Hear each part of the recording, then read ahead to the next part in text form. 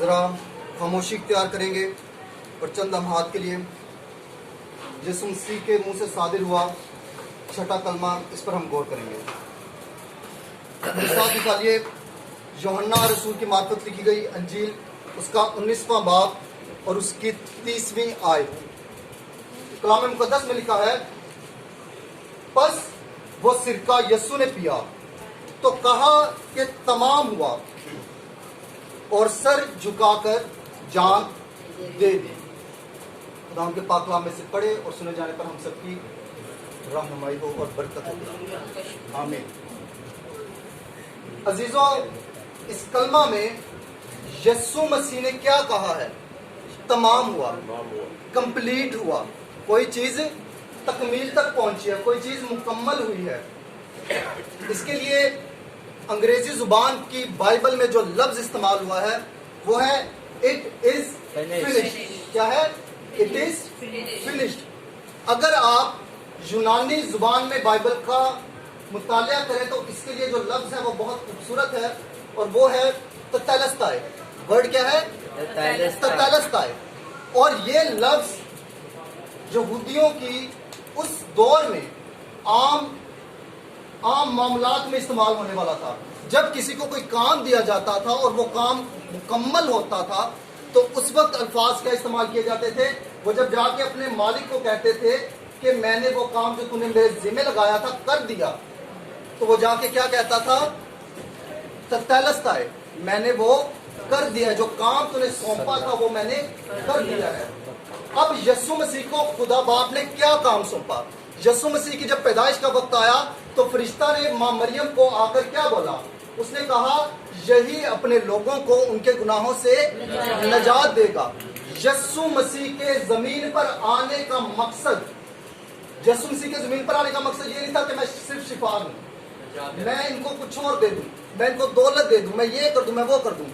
یسوع مسیح نے ایک کام کرنا تھا، اور وہ کام کیا تھا؟ اپنے لوگوں کو ان کے گناہوں سے نجات دینی تھی۔ اور اگر آپ زبور 91 دیکھیں، زبور 91 میں جب آپ زبور 91 پڑھتے ہیں تو اس میں آخری جو اس کی آیت ہے اس کا آخری حصہ لکھا ہوا ہے، تب میں انہیں اپنی نجات دکھاؤں گا۔ اور وہاں پر جو لفظ استعمال ہوا ہے وہ ہے تب میں ان کو یشوع دکھاؤں گا۔ یشوع نجات، اور یشوع وہ ورڈ ہے جس سے یسوع لیا گیا ہے۔ تو تب میں ان کو کیا دکھاؤں گا؟ اپنی نجات دکھاؤں گا، یعنی تب میں ان کو کیا دکھاؤں گا؟ یسوع دکھاؤں گا۔ لہذا یسوع مسیح جب صلیب پر تھے تو یسوع مسیح نے صلیب پر کیا کیا ہے؟ جیسے ہی سرکہ پیا ہے، سرکہ پینے کے بعد یسوع مسیح نے کہا تمام ہوا۔ اور اگر آپ متی کے انجیل میں اس کو پڑھیں، اسی بیان کو آپ متی کے انجیل میں پڑھیں تو وہاں پر لکھا ہوا ہے یسوع مسیح نے جب سرکہ پیا تو سرکہ پینے کے بعد یسوع مسیح نے وہاں پر یہ نہیں لکھا کہ کہا تمام ہوا اور جان دی، بلکہ لکھا ہے کہ یسوع مسیح زور سے چلائے، یسوع مسیح زور سے چلائے اور جان دی۔ اب دو انجیلی بیانوں میں آپ ایک ہی چیز پڑھ رہے ہیں۔ ایک جگہ لکھا ہے سرکہ پینے کے بعد انہوں نے کہا تمام ہوا، اور ایک جگہ کیا لکھا ہے؟ انہوں نے سرکہ پینے کے بعد چلا کر جان دی ہے۔ لہٰذا یسوع مسیح نے جب کہا تمام ہوا تو یسوع مسیح نے چلا کر کہا تمام ہوا۔ کیسے کہا؟ وہ تمام ہوا یسوع مسیح نے دھیمی آواز میں نہیں کہا۔ اور یہ بھی یاد رکھیں، یہ آواز دکھ کی بھی نہیں تھی، بلکہ جس آواز میں یسوع مسیح نے چلا کر کہا ہے وہ آواز فتح مندی کی آواز ہے۔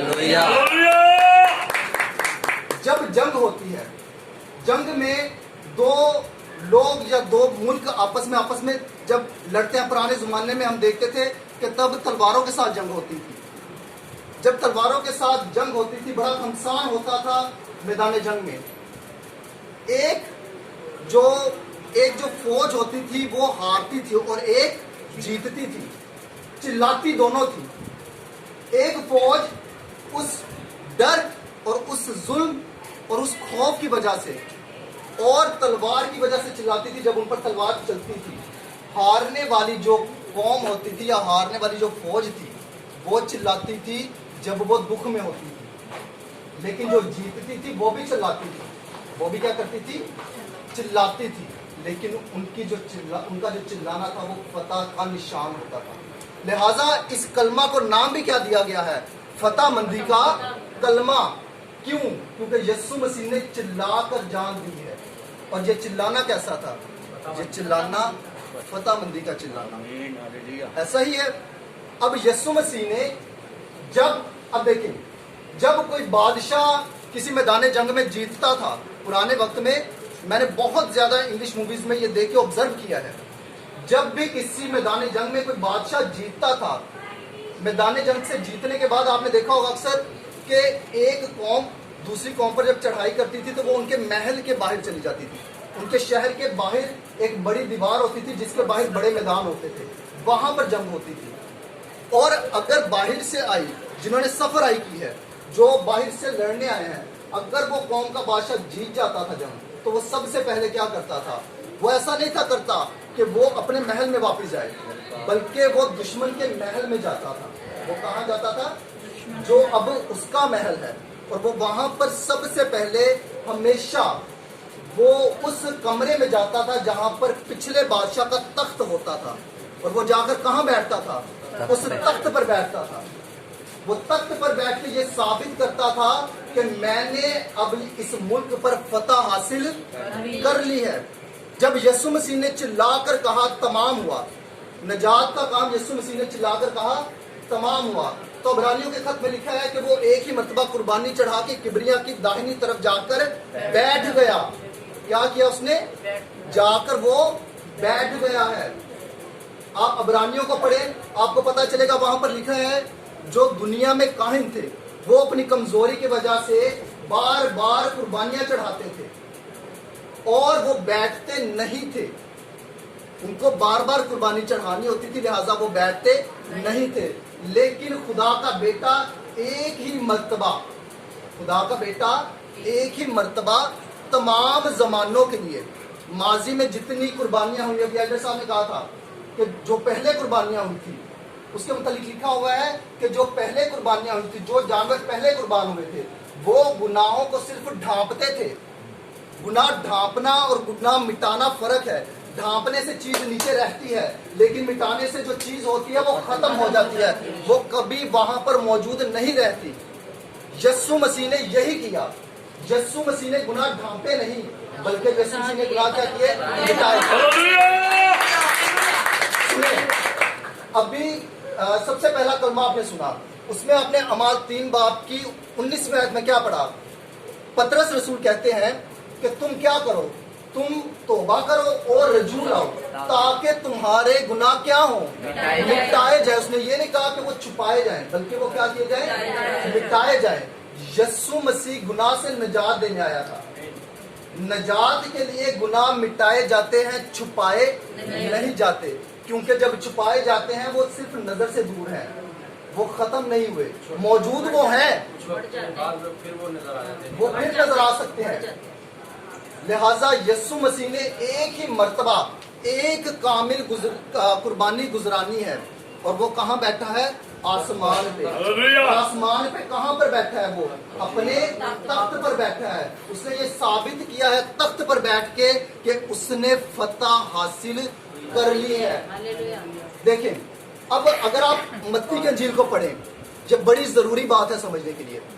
متی کی انجیل کے 2 حوالوں کو میں آپ کے سامنے رکھوں گا. متی 19 باب میں یسوع مسیح کے پاس ایک نوجوان شخص آیا، وہ امیر تھا. اس نے پوچھا کہ میں ہمیشہ کی زندگی کیسے حاصل کروں؟ یسوع مسیح نے اسے کہا، اس نے کہا اے استاد میں کون سی نیکی کروں کہ ہمیشہ کی زندگی حاصل کروں؟ یسوع مسیح نے کہا تو حکموں پر عمل کر. اس نے کہا کون سے حکموں پر؟ یسوع مسیح نے کہا وہی حکم، تو چوری نہ کر، تو زنا نہ کر، تو جھوٹی گواہی نہ دے. یسوع مسیح نے اس کو موسیٰ کے 10 کام میں سے 6 کام بتا دیے. اور اس نے آگے سے کہا کہ میں تو یہ کرتا ہوں، میں یہ بچپن سے کرتا آ رہا ہوں، اب مجھ میں کس کی کمی ہے؟ یسوع مسیح نے اس کو کمی دکھائی. اس میں کمی یہ نہیں تھی کہ وہ کرتا نہیں تھا، کمی اس میں یہ تھی کہ وہ ہمیشہ کی زندگی کچھ کر کے حاصل کرنا چاہتا تھا. جب یسوع مسیح سے اسی حوالہ میں شاگردوں نے پوچھا کہ اے استاد پھر کون نجات پا سکتا ہے، تو یسوع مسیح نے جواب دیا یہ आदमियों से तो नहीं हो सकता, ये खुदा से हो सकता है, क्योंकि खुदा से सब कुछ हो सकता है। यीशु मसीह ने गुनाह मिटाए, जब कहा तमाम हुआ तो गुनाह मिटाए हैं। मत्ती की इंजील में आप पढ़े यही हवाला आपको मिलेगा। जब यीशु मसीह ने कहा ना चिल्लाकर जान दी, तो उसकी अगली आयत में क्या लिखा है? उसकी अगली आयत में लिखा है उसी वक्त हैकल का पर्दा ऊपर से नीचे तक फटा। सिर्फ ये नहीं लिखा कि फटा है, बल्कि क्या लिखा है? ऊपर से नीचे तक फटा है। और इसमें मुकाशफा था। मुकाशफा क्या था? पर्दा नीचे से ऊपर तक क्यों नहीं फटा? क्योंकि नीचे इंसान है। जब तक पर्दा रहता तो खुदा और इंसान का मिलाप ना होता। लेकिन अगर आप रोमियो 5 बाब पढ़े तो उसमें लिखा है यीशु मसीह की कुर्बानी की वजह से अब हम यीशु मसीह के साथ दुश्मनी में नहीं है। अब हम खुदा के साथ दुश्मनी में नहीं है, बल्कि उसने बाप से हमारा मिलाप करवाया है। जब तक पर्दा कायम रहना था तब तक मिलाप मुमकिन नहीं था। पर्दा इंसान से नहीं था फटना। इंसान फाड़ता तो नीचे से ऊपर तक फाड़ता, लेकिन खुदा की तरफ से फटा तो कहां से फटा? ऊपर से फटा, नीचे से। यीशु अरशा तो आया है नजात देने थल्ले, वो नजात देने आया था, लिहाजा पर्दा भी कहां से आए। हम खुदावंद की इसी नजात को याद रखें और अपनी आइंदा जिंदगी में अपने बिहेवियर से, अपनी जिंदगी से, क्योंकि देखिए नजात का मतलब, नजात दे देने का मतलब ये नहीं है कि हम अब जैसे मर्जी रहे, हम हिप्पीज की तरह जिंदगी गुजारें, हम बदकिरदारों की तरह जिंदगी गुजारें। लिखा है कि खुदावंद का जो कलाम है, खुदावंद का जो रूह है ना, अगर तुम रूह की हिदायत से चलो तो जिस्म की ख्वाहिश को पूरा नहीं करोगे। रूह उनके पास ही है जिनको नजात नहीं है। आप नजात याफ्ता हैं अगर आप ईमान लाते हो। और सच्चा ईमान, जो लफ्जी ईमान नहीं है, कौन सा ईमान है? सच्चा ईमान। सच्चे ईमान का जो प्रोडक्ट है ना, वो आपके दिल में खुदा का रूह है। और जब रूह होता है और आप रूह को काम करने देते हैं तो आप जिस्म की ख्वाहिश को पूरा नहीं करते। मैं उम्मीद करता हूँ कि इस कलाम के वसीला से आपने खूब बरकत पाई।